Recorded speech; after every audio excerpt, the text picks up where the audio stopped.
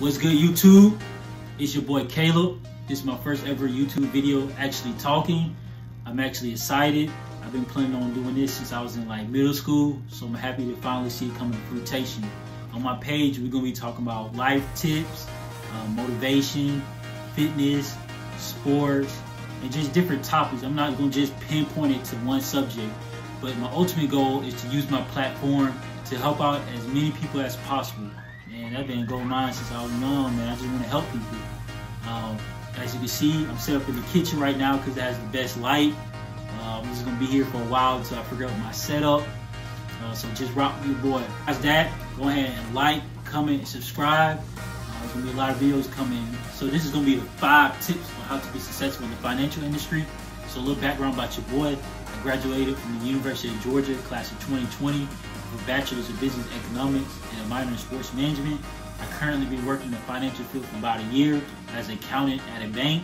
And 6 months in, I had got a great performance review and I had got a raise. And I just want to show y'all tips on what I did that helped me get the raise and the great performance review. And obviously, I'm not going to start off with, you need to be on time, you need to show up to work, you need to have a good attitude. Y'all know these things.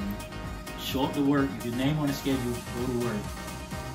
Be on time. You know to be on time and have a good attitude. Do not have no bad attitude. I understand some days you go through things, but try to have a good attitude, a positive attitude.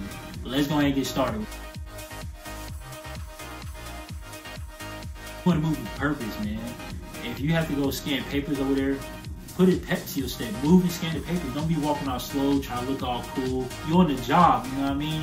And obviously, and when you moving with purpose, it shows that your boss that you care and you really love the job. They just see that you really into the job. If you have to type numbers in the computer, move with purpose. Don't be all on your phone, looking on YouTube, looking on Facebook, social media. Put your phone up. You can look at that on your lunch break. Put your numbers in and move with purpose. When you're moving slow, it just slows down the mission, and your bosses, they just not gonna like that. It's just gonna be a bad look on you, and they just gonna be mad. Move with purpose. You want to pay attention to detail. You want to make sure your detail is as accurate as possible.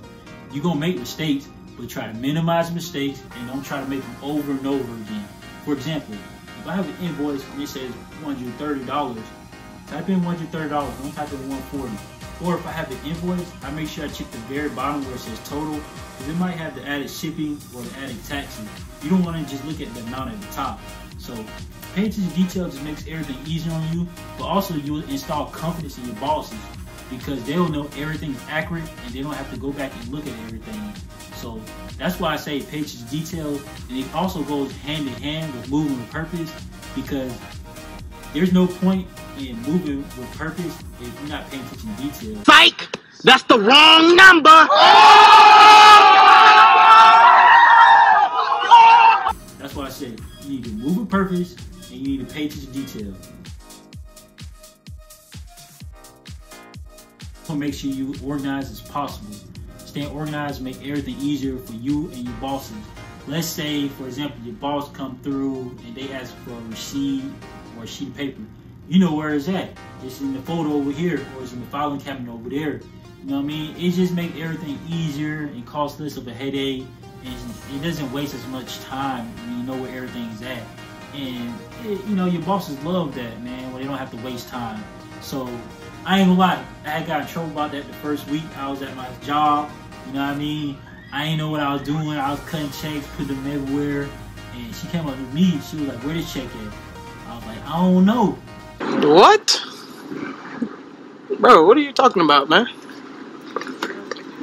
Bro, I'm out, man. That nigga's tripping. So then we were just searching through my desk, and checks was all up on the folders and crumbled up. And she got on to me about that. I ain't gonna lie, man. She closed the door, gave me a little speech. But what I did was I had brought some different color folders with different papers. And then for my checks, I got a checkbook from the dates from the 1st to 31st. So I know where everything's at. If I need to cut a check on 30th, I put it in the 30th. So when the 30th comes, it's getting cut. You know what I mean? It just makes everything easier, and trust me, you don't want to get in trouble like I got in trouble. So just stay organized. Take initiative with things.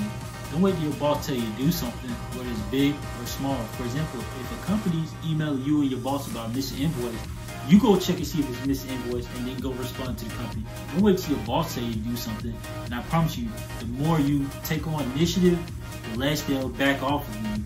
The less they'll stop straining you with more and more things to do. Because they know you're going to get it done. It just makes everything easier when you take initiative, and it shows that you care. And what I mean if it's big or small is, it could be something like you go in the kitchen and somebody spilled chips on the ground and there's nobody around. Go ahead and sweep it up, man. I'm not saying break your back and do stuff, but I'm saying little stuff like that. Sweep it up, take initiative. The trash is full, take it out. You know what I'm saying? Get things done. You want to get things done. If your boss gives you a project and it's due Friday and it's Monday, you want to have it done by Wednesday or Thursday. Have it done before the deadline. It's a good look. You know what I mean? If you have to come in early, come in early. If you have to stay in late, man. They really love that. It just shows that you care, but you want to get things done, man. That's how the mission gets complete, when everything is done. And those are the 5 tips I use to help me get a raise at 6 months and a good performance review. I encourage you to take these tips and use them into your financial journey. And remember, like, comment, subscribe, and more coming in the future. Always remember, you can.